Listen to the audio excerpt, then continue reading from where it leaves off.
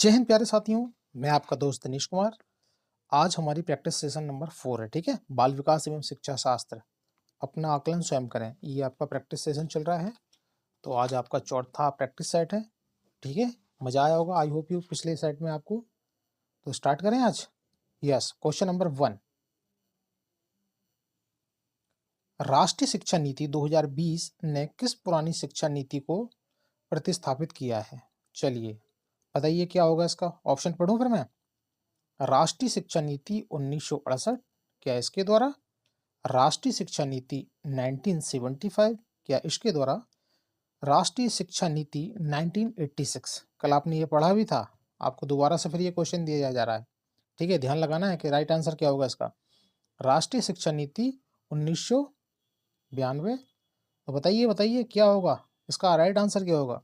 Okay, चलिए मैं ही बताता हूँ। इसका राइट आंसर होगा ऑप्शन नंबर 3, राष्ट्रीय शिक्षा नीति 1986। भाई 2020 की जो पुरानी शिक्षा नीति है 1986, इसके द्वारा नई शिक्षा नीति आपकी 2020 की आई है। ठीक है, ओके, राइट आंसर है ऑप्शन नंबर 3। आगे बढ़े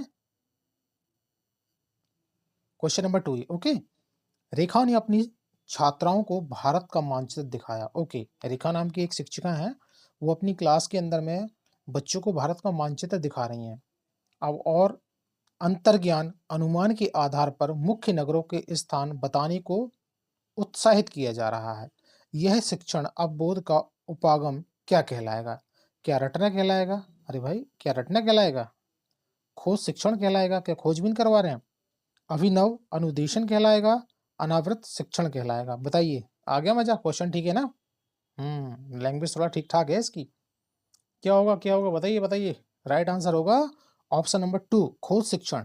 ओके, रेखा नाम की शिक्षिका बच्चों को मानचित्र दिखा करके क्या पूछ रही है भाई? वो खोज शिक्षण के बारे में तो कर रही है ना, कि भाई बताओ बच्चों, इसमें नई दिल्ली कहाँ पे होगी, अंडमान निकोबार द्वीप कहाँ पे होगा, बाई ऑफ बंगाल कहाँ पे मिल रही है, ओके, मध्य प्रदेश कहाँ है, महाराष्ट्र कहाँ है। इस तरीके से डिफरेंट डिफरेंट क्वेश्चन पूछ रही है वो अपने बच्चों से। तो वो खोज शिक्षण के बारे में बता रही है। Okay, yes, option number 2 is right answer. आगे आप बढ़ते हैं। गोल्डन रूल में प्रदर्शित आदर्श पारस्परिकता का विचार कोलबर के अनुसार नैतिक विकास के किस चरण की प्रमुख विशेषता है? चलिए बताइए, आपको मजेदार क्वेश्चन दिया है ये। क्या वह सामाजिक व्यवस्था अभिविन्यास है? क्या वह सामाजिक अनुबंधन अभिविन्यास है? सार्वभौमिक नैतिक अभिविन्यास है? या अच्छा लड़का अच्छी लड़की अभिविन्यास है? बताइए बताइए क्या होगा राइट आंसर। गोल्डन रूल में प्रदर्शित आदर्श परिपक्वता का विचार किसके बारे में है? ये कोलवर्ग चाचा ने दिया है। किसके बारे में? नैतिक विकास के चरण की व्यवस्था अवस्थाओं बताई हैं। तो क्या होगा? अरे भाई, इसके अंदर में क्या दे रखा है, बताइए क्या होगा राइट आंसर। इसके अंदर में दे रखा है आपका ऑप्शन नंबर 4। ठीक है, अच्छा लड़का और अच्छी लड़की अभिविन्यास, गोल्डन रूल में प्रदर्शित आदर्श परिपक्वता का विचार कोलवर्ग के नैतिक विकास के, ये चौथे चरण में आता है। अच्छा लड़का अच्छी लड़की अभिविन्यास। ओके, ठीक है, बढ़े आगे। वस्तुनिष्ठ प्रेक्षण विधि का प्रयोगात्मक विधि में मूल अंतर यह है कि, चलिए भाई, ये विधियों में अंतरों के बारे में पूछ रहा है, क्या होगा इसका राइट आंसर बताइए। चलिए, वस्तुनिष्ठ प्रेक्षण विधि अधिक वस्तुनिष्ठ होती है, जबकि प्रयोगात्मक विधि में वस्तुनिष्ठता की कमी होती है। क्या ये बात सही कह रहा है? बताइए। अच्छा, दूसरा पढ़ते हैं ऑप्शन। वस्तुनिष्ठ प्रेक्षण विधि में साधारण प्रेक्षण होता है, जबकि प्रयोगात्मक विधि में नियंत्रण प्रेक्षण होता है। ये बात भी ठीक कह रहा है क्या? बताइए। ऑप्शन नंबर 3 पढ़ते हैं अब। वस्तुनिष्ठ प्रेक्षण विधि कई प्रकार की होती है, बहुत बढ़िया, डिफरेंट टाइप की बना दी है इसको, जबकि प्रयोगात्मक विधि में कोई प्रकार नहीं होता। वाह। चौथा ऑप्शन है इसका, वस्तुनिष्ठ प्रेक्षण विधि में चर का प्रयोग नहीं होता, जबकि प्रयोगात्मक विधि में चर का प्रयोग या उपयोग होता है। बताइए क्या होगा इसका राइट आंसर। बताइए बताइए। नहीं समझ में आया तो क्वेश्चन को दोबारा पढ़ना है, जैसे आप एग्जाम में बैठे हो, समझ रहे हो। वस्तुनिष्ठ वस्तुनिष्ठ प्रेक्षण विधि का प्रयोगात्मक विधि में मूल अंतर क्या होगा? तो बताइए मित्रों, सहपाठियों, क्या होगा इसका सही आंसर? सही आंसर होगा इसका ऑप्शन नंबर 2। वस्तुनिष्ठ प्रेक्षण विधि में साधारण प्रेक्षण होता है, जबकि प्रयोगात्मक विधि में नियंत्रण प्रेक्षण होता है। Option number 2 is right answer. Okay, मजा आ गया। चलें आगे। एक बालक सिद्धांत एवं विशुद्ध संभाव्यता को अमूर्त रूप में व्यवहारित कर सकने में सक्षम है।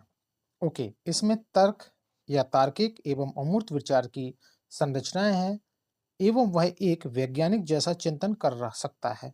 यह किस अवस्था से गुजर रहा है? चलिए बताइए, जीन पियाजे की अवस्थाएं हैं ये। कौन सा होगा इसका राइट आंसर? चलिए मैं ऑप्शन पढ़ता हूं। मूर्त संक्रियात्मक की अवस्था से गुजर रहा है क्या वह? पूर्व संक्रियाओं की अवस्था से गुजर रहा है, आकारी संक्रियाओं की अवस्था से गुजर रहा है, संवेदी पेशी अवस्था से गुजर रहा है। चलिए बताइए मित्रों, शिक्षक शिक्षिकाओं, क्या होगा इसका सही आंसर?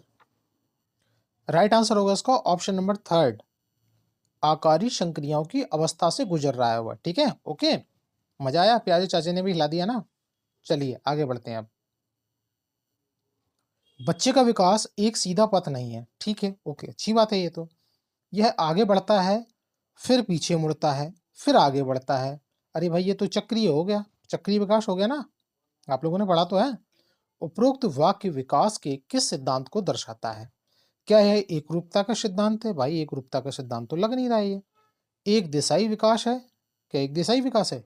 चक्रीय बढ़ोतरी है कि चक्रीय बढ़ोतरी है? विकास की शत्रहीनता है। चलिए अब बताइए, मैंने राइट आंसर आपको बता दिया हूं, कैसा होता है विकास? दोबारा क्वेश्चन पढ़ते हैं। बच्चे का विकास सीधा पथ नहीं होता, बहुत अच्छी बात है। यह आगे बढ़ता है, फिर पीछे मुड़ता है, किस फिर आगे बढ़ता है। उपरोक्त वाक्य विकास के किस सिद्धांत को दर्शाता है? अरे भाई साहब, वो चक्रीय बढ़ोतरी के बारे में तो बता रहा है ना। भाई बच्चे का विकास चक्रीय तो हो रहा है ना ये। Yes, option number 2 is right answer. Okay, चलें आगे। मजा आया? यदि पसंद आ रही है तो प्लीज मेरे मित्रों, शिक्षक शिक्षिकाओं, लाइक और सब्सक्राइब जरूर करें। ओके, बढ़ते हैं आगे। लेव वाइगोस्की के अनुसार निम्न में से कौन सा कारक अधिगम को प्रभावित करता है? चलिए, सामाजिक अंतःक्रिया, क्या यह प्रभावित करती है? ये तो भाई करती है। सांस्कृतिक उपकरण प्रत्यय, हाँ लग तो रहा है ये भी। क्या भाषा करती है? नकारात्मक पुनर्वलन करता है? बताइए क्या होगा इसका राइट आंसर? ऑप्शन नंबर 1 2 3 4, क्या है इसका राइट आंसर? करिए अपना आकलन। चलिए, नहीं बताया किसी ने? ओके, मैं ही बताता हूं। इसका राइट आंसर है ऑप्शन नंबर थर्ड। ओके, पहला भी ठीक है इसका, दूसरा भी ठीक है इसका, और तीसरा भी ठीक है, बट चौथा नहीं है, क्योंकि ये चौथा नकारात्मक पुनर्वलन को बता रहा है, तो ये आपका गलत हो जाएगा। बाकी के 3 ऑप्शन आपके सही हैं। ओके, चलें आगे। मजा आ गया? चलिए ओके। निम्न में से किस आयु वर्ग के बालक में दल भावना का विकास प्रारंभ हो जाता है? बहुत बढ़िया, ग्रुप वाला बना रहे हैं भाई, बच्चों में ग्रुपिंग। क्या 2 से 6 वर्ष की आयु में होता है क्या? क्या बच्चा 2 से 6 वर्ष की आयु में ग्रुप बना लेता है? 10 से 15 वर्ष की आयु में बना लेता है? 6 से 12 वर्ष की आयु में बना लेता है? या 15 से 20 वर्ष की आयु में बना लेता है? बताइए शिक्षकों, बताइए बताइए, क्या होगा इसका राइट आंसर? राइट आंसर होगा इसका ऑप्शन नंबर, बताइए बताइए। अरे निम्न में से किस आयु वर्ग के बालक में दल भावना का विकास प्रारंभ हो जाता है? भाई साहब, वो आपका 6 से 12 वर्ष की आयु में ग्रुप बना करके, दल बना करके का विकास हो जाता है। Okay, option number 2 is right answer. आगे बढ़ते हैं हम। राष्ट्रीय पाठ्यचर्या की रूपरेखा एनसीए 2005 के अनुसार कक्षा कक्ष में शिक्षक तथा विद्यार्थियों का वह अनुपात जिसमें अधिक का अनुपात विद्यालय शिक्षा हेतु किसी भी अवस्था के लिए वंचित नहीं होता। चलिए, वांछित नहीं कह रहे हैं, ये ध्यान रखना है, कहीं लगा के चले जाओ। क्या 1:30, 1:35, 1:40, 1:45? बताइए बताइए, क्या होगा इसका राइट आंसर? राइट आंसर होगा इसका ऑप्शन नंबर 1, 1:30। ओके, पढ़ें आगे। बाल विकास के सिद्धांतों का अध्ययन किसके अंतर्गत किया जाता है? ये बहुत बेसिक सा सवाल है। आपको भारत के अंदर जितने भी टेट होते हैं उसमें ये आपको मिलेगा ही मिलेगा, किसी भी टेट में आप चले जाइए। अरे भाई, बाल विकास के सिद्धांतों का अध्ययन किसके अंतर्गत किया जाता है? सिंपल सी बात है, सामाजिक विज्ञान के अंदर, बाल विकास मनोविज्ञान के अंदर, राजनीतिक विज्ञान के अंदर, या किसी में नहीं। तो मित्रों, मेरे भाई बंधुओं, इसका सही आंसर है ऑप्शन नंबर 2। आप लोगों ने सही लगाया होगा, बाल विकास मनोविज्ञान के अंतर्गत में किया जाता है। Okay, option number 2 is right answer. आगे बढ़ा जाए। वैलेंटाइन के अनुसार सीखने का आदर्श काल कौन सा होता है? बहुत बढ़िया क्वेश्चन है ये। वैलेंटाइन के अनुसार सीखने का आदर्श काल शैशवावस्था होती है क्या भाई? क्या बाल्यावस्था होती है, किशोरावस्था होती है या प्रौढ़ावस्था होती है? बताइए मित्रों, शिक्षक शिक्षिकाओं, क्या होगा इसका सही आंसर? अपना आकलन करो, छोटी सी क्लास बनाता हूँ, अपना आकलन पक्का करना है। एक बार इस वीडियो को पक्का देख लिया करो, ठीक है? आपको पता चलेगा कि आप क्या क्या पढ़ रहे हो, क्या क्या नहीं पढ़ रहे हो। ये आपके पूरे सीबीएसई के एग्जाम के और आपके पैटर्न के अकॉर्डिंग ये सारे मैं प्रैक्टिस टेस्ट बना रहा हूँ, ठीक है? तो आपको पक्का इसका आकलन करना है। तो मित्रों, इसका सही आंसर होगा सीखने का आदर्श काल शैशव अवस्था। शिशु की जो अवस्था होती है बच्चों की, सीखते नहीं है, खिलौना को तोड़ते रहेंगे। आप खिलौना लेके आओगे मार्केट से, उसको तोड़ फोड़ देंगे, क्या करते रहेंगे भाई? खोज तो करते रहते हैं ना कि इसके अंदर क्या है, कैसा बना है। भाई एक नन्ना मुन्ना साइंटिस्ट है वो, किसने कहा है? बच्चा एक नन्ना मुन्ना साइंटिस्ट होता है, जीन पियाजे महोदय ने कहा है, नहीं कहा है ये? तो बस सीखने का आदर्श काल शैशव अवस्था, बाल्यकाल अवस्था, ओके, से पहले की अवस्था, बाल्यकाल से पहले की अवस्था, okay. Yes, option number 1 is right answer. आगे बढ़े। रूसार्क परीक्षण के बारे में निम्नलिखित में से कौन सा कथन सत्य नहीं है? आया, बढ़िया क्वेश्चन है, दिमाग हिला देगा आप लोगों का। पढ़ाई नहीं होगा आप लोगों ने ये, क्यों? बोले सीटेट तो अपने ही पैटर्न पे चल रहा है, कभी कभी उठा देता है इनके क्वेश्चनों को, फिर हिल के चले जाते हो आप सारे के सारे। चलिए मैं ऑप्शन पढ़ रहा हूँ। रोसार्क परीक्षण एक अभिकृत्यात्मक प्रकार का प्रेक्षेपी परीक्षण होता है। बहुत बढ़िया। ऑप्शन नंबर 2, रोसार्क परीक्षण व्यक्तित्व की संपूर्ण रूप से नैदानिक जांच करता है। क्या डायग्नोसिस करता है ये? यह व्यक्तित्व के बौद्धिक तथा अबौद्धिक दोनों ही प्रकार की शील गुणों का मापन करता है। क्या ये बात सही है? इस मूलभूत प्रयोजन व्यक्तित्व की अंतः वस्तु जैसे प्राणोदन, आवश्यकता, स्वकल्पना, कुंठाओं इत्यादियों को उजागर करता है। क्या ये बात सही है? बताइए, बताइए मित्र बंधुओं, क्या होगा इसका राइट आंसर? आपसे पूछ रहा है निगेटिव क्वेश्चन, कौन सा कथन सत्य नहीं है? बाकी के 3 इसमें सही हैं, एक जो ऑप्शन है वो गलत होगा, तो आपको सोच समझ के लगाना है। तो इसका राइट आंसर, चलिए मैं ही बता देता हूँ आपको, इसका राइट आंसर है ऑप्शन नंबर 2। रोसार्क परीक्षण व्यक्तिगत व्यक्तित्व की संपूर्ण रूप से नैदानिक जांच करता है। ये गलत बात है, नहीं करता है ये, ठीक है? Okay, option number 2 is right answer. आगे बढ़ा जाए। आई होप यू क्वेश्चन में आपको मजा आया होगा, ठीक ठाक सा क्वेश्चन दे दिया आज। चलिए बढ़ते हैं आगे। प्रभावशाली शिक्षण में समाहित है, चलिए बहुत बढ़िया है ये। प्रभावशाली शिक्षण में क्या क्या समाहित होता है? छात्रों की भावनात्मक आवश्यकताओं का ध्यान रखना, ये बात तो ठीक कह रहा है, ओके यस। पाठ्यचर्या और आकलन को छात्रों की आवश्यकता अनुकूल बनाना चाहिए, ये बात भी ठीक कह रहा है। छात्र संवाद हेतु लचीला समूह का निर्माण करना, ये बात भी ठीक कह रहा है। कठोर कक्षा नियंत्रण प्रबंधन करना, भाई साहब ये तो बिल्कुल गलत कह रहे हैं, ऐसा तो होना नहीं चाहिए। भाई कठोर कक्षा नियंत्रण प्रबंधन करना चाहिए क्या? ये तो भाई गलत लग रहा है। तो बताइए मित्रों, क्या होगा इसको राइट आंसर? अरे भाइयों मित्रों शिक्षक शिक्षिकाओं, इसका सही आंसर होगा ऑप्शन नंबर 2। भाई पहला ठीक है आपका, बिल्कुल सही कह रहा है ये। छात्रों की भावनात्मक आवश्यकताओं का ध्यान रखना इज डिफरेंट। पाठ्यचर्या और आकलन को छात्रों की आवश्यकता के अनुकूल बनाना, बिल्कुल अच्छी बात है ये तो भाई। और उसके बाद कौन सा होगा इसका? छात्र संवाद हेतु लचीला समूह निर्माण करना, ये बात भी सही है। तो मित्रों इसका option number 2 is right answer, okay. पहला, दूसरा, तीसरा, ये दूसरा ऑप्शन राइट है, ओके। चलें आगे, मजा आया। निम्नलिखित में से कौन सा पियाजे द्वारा दिया गया चरण और विशेषता का सही युग्म है? चलिए पियाजे अंकल फिर आ गए हैं आपके। ऑप्शन नंबर 1, चरण अमूर्त संक्रियात्मक अवस्था, विशेषता परिकल्पनात्मक निगमनात्मक सोच, बहुत बढ़िया, ठीक लग रहा है ये। चरण संवेदी चालक अवस्था, विशेषता प्रतीकात्मक सोच, क्या ये बात ठीक है? चरण संपूर्ण संक्रियात्मक अवस्था, विशेषता या संरक्षण, क्या ये बात ठीक लग रही है?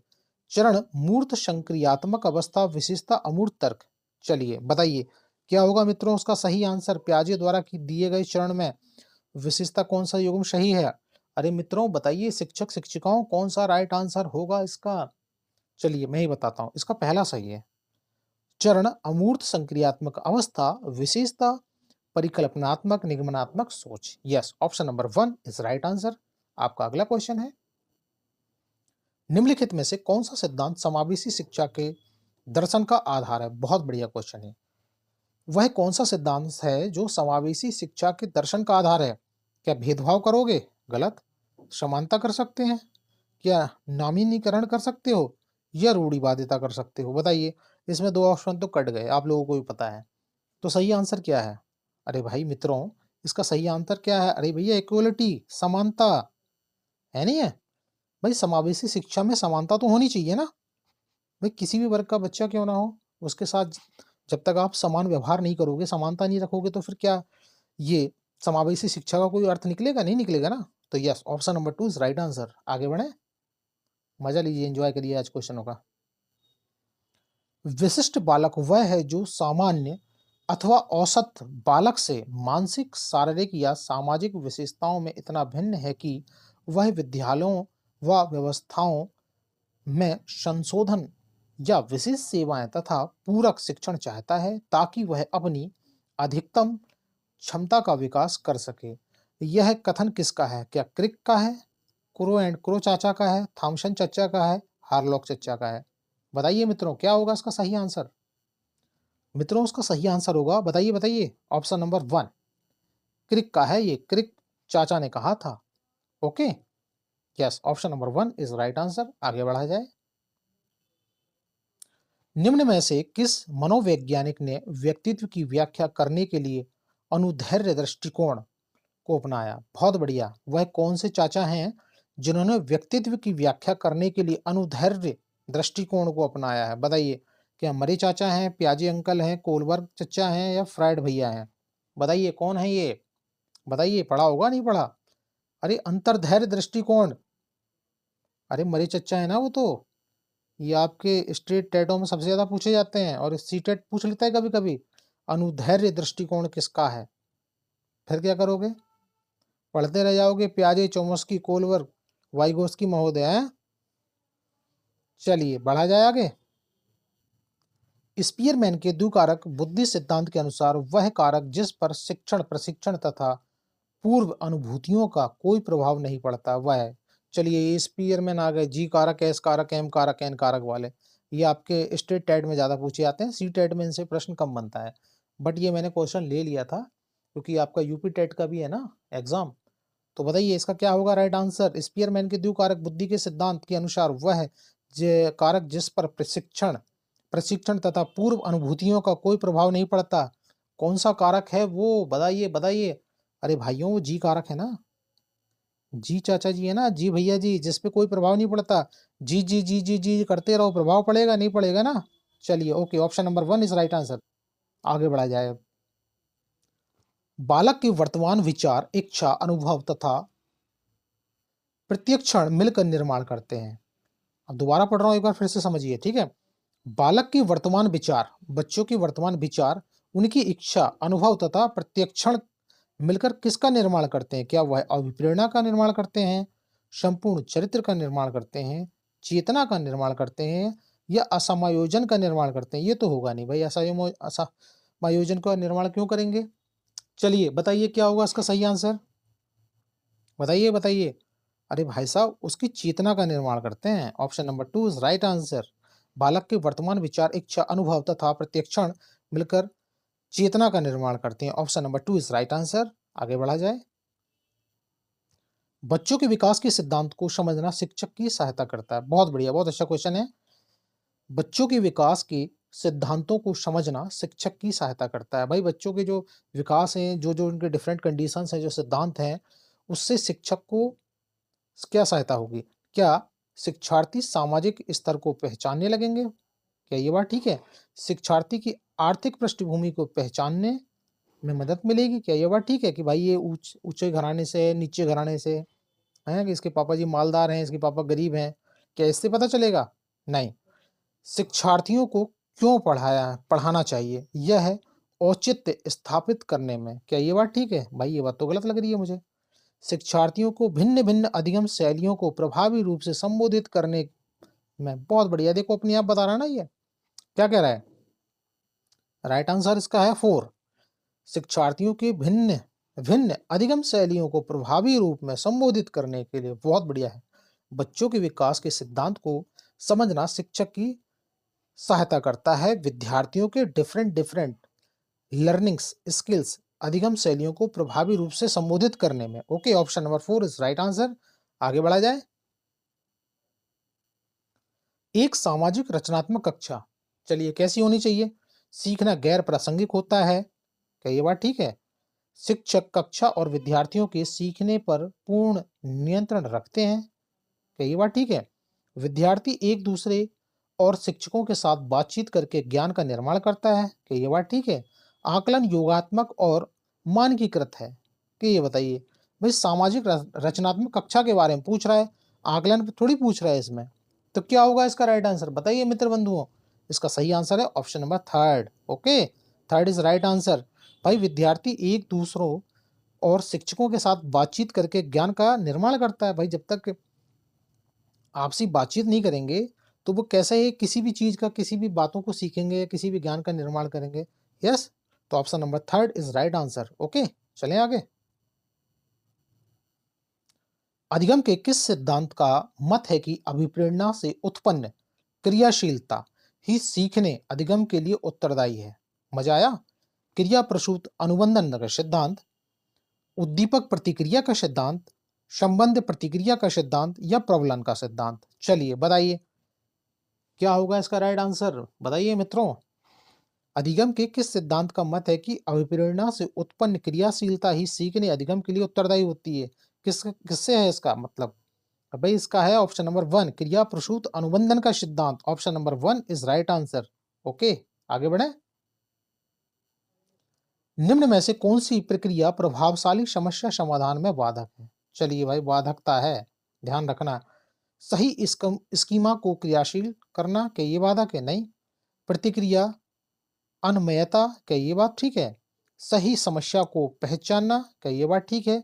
अन्वेषणात्मक रणनीतियों या समस्या समाधान की सामान्य रणनीतियों का प्रयोग करना, क्या ये बात ठीक है? अब दोबारा क्वेश्चन को समझिए, फंस जाओगे आप। छोटा सा क्वेश्चन है, सिंपल है, बट लेकिन फंसने के चांसेस होते हैं इसमें। क्यों होते हैं? क्योंकि क्वेश्चन को आप समझ नहीं पाते हो। निम्न में से कौन सी प्रक्रिया प्रभावशाली समस्या समाधान में बाधक है? भाई बाधकता के बारे में पूछ रहा है, चौथा तो पॉजिटिव आंसर लग रहा है इसका। फिर क्या होगा इसका राइट आंसर? राइट आंसर होगा ऑप्शन नंबर 2 प्रतिक्रिया अनमयता। ये इसका आंसर नहीं होगा।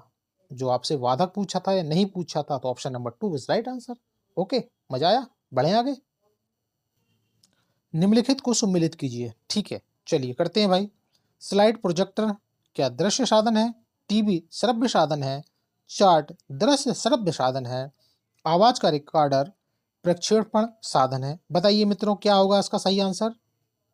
बताइए बताइए मित्रों क्या होगा इसका राइट आंसर? ऑप्शन को छोड़ दीजिए, मैंने अलग से लिखा हूं। चलिए, स्लाइड प्रोजेक्टर आपका क्या होगा? प्रक्षेपण साधन है। ओके, एक का चौथा होगा। टीवी और चार्ट ये कौन से साधन है भाई आपके? ये श्रव्य दृश्य साधन है। भाई देख सकते हो, सुन सकते हो। बी का तीसरा हो गया। चार्ट क्या है भाई आपका? चार्ट आपका दृश्य साधन है, आप जैसे देख सकते हो। आवाज रिकॉर्डर क्या है? आवाज रिकॉर्डर मित्रों ये सुनने वाला साधन है। ओके, ये श्रव्य साधन है, सुनने वाला साधन है। तो ये आपका राइट आंसर बना दिया, राइट कोड बन गया। ओके, चलें आगे। मजा आया? निम्नलिखित में से कौन सा विकल्प किसी संप्रत्यय की समझ को सुसाध्य नहीं करेगा? चलिए, नेगेटिव क्वेश्चन है, ध्यान रखना है। नहीं के ऊपर पक्का गोला लगा लिया करो एग्जाम सेंटर में भी। छात्रों को शिक्षक द्वारा दिए गए नोट्स से उत्तरों की प्रतिलिपि बनाने के लिए कहना या करना। भाई जैसा लिखा वैसे ही टिप दो, बहुत बढ़िया। छात्रों से उस संप्रत्यय को अपने शब्दों में समझने के लिए कहना, ये तो अच्छा पॉजिटिव लग रहा है भाई। विद्यार्थियों को विशिष्ट उदाहरणों से सिद्धांत बनाने के लिए कहना, ये बात भी ठीक लग रही है। छात्रों को विभिन्न स्थितियों के बीच समरूपक उत्पन्न करने के लिए कहना, ये बात भी पॉजिटिव लग रही है। पर आपसे क्या क्या पूछा है भाई? समझ को सुसाध्य नहीं करेगा। क्या नहीं करेगा मित्रों?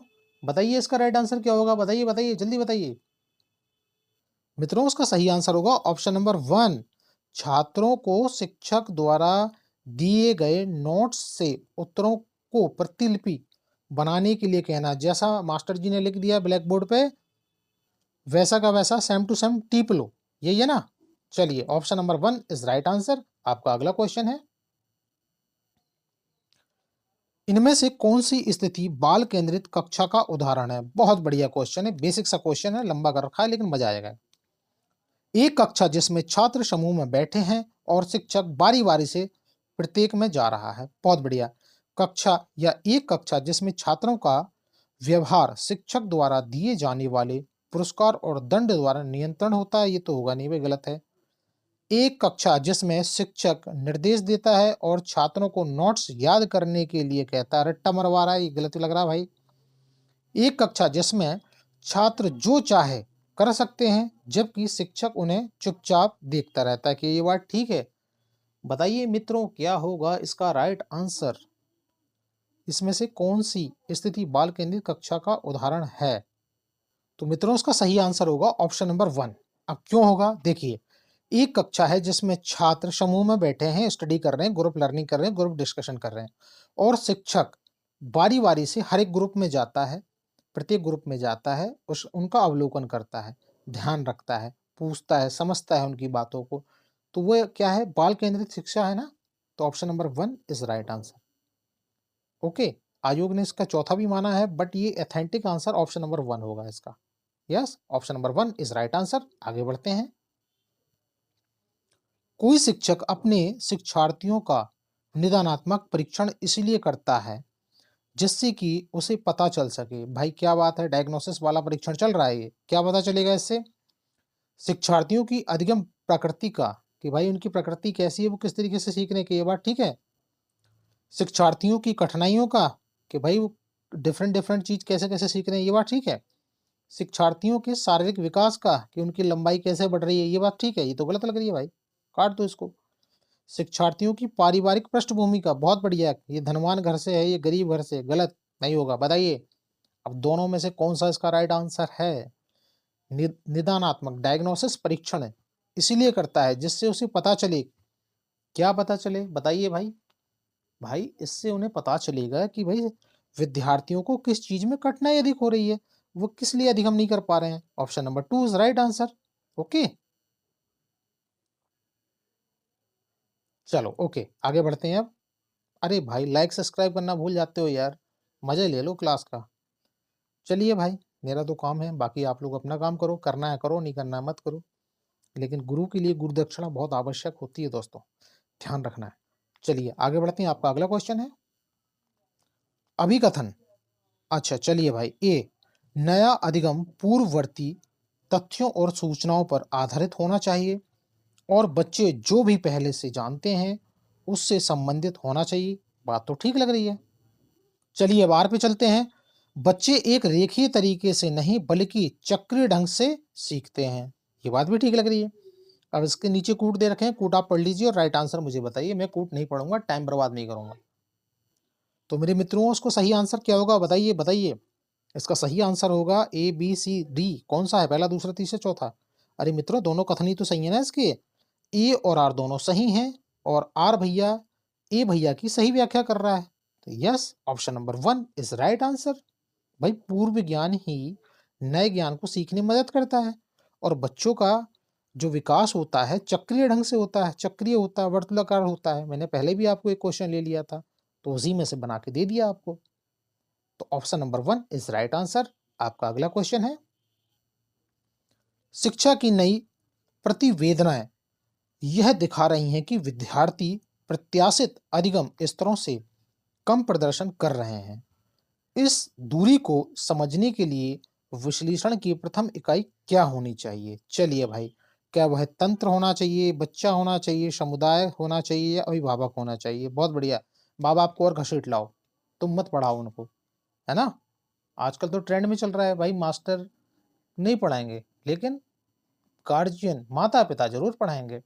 ऐसा आप लोगों को कतई नहीं करना है, अपने कमजोर बच्चों का कभी साथ नहीं छोड़ना है, ठीक है, क्योंकि हर बच्चा एक श्रेष्ठ बच्चा है, बस आपको उनके अंदर की कमियों को ढूंढ करके उनके ज्ञान को सही तरीके से विकसित करना है।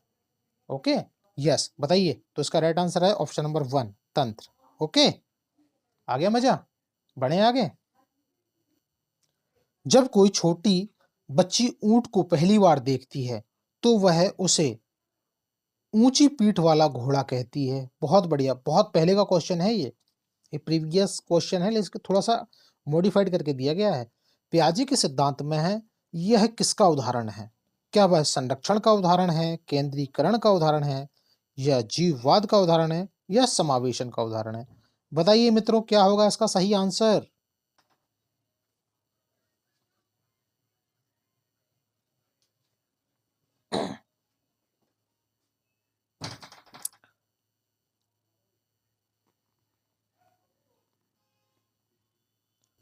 बस आज अपने इतने ही क्वेश्चन थे। आई होप यू आप लोगों को मेरा प्रैक्टिस सेशन काफी अच्छा लगा होगा।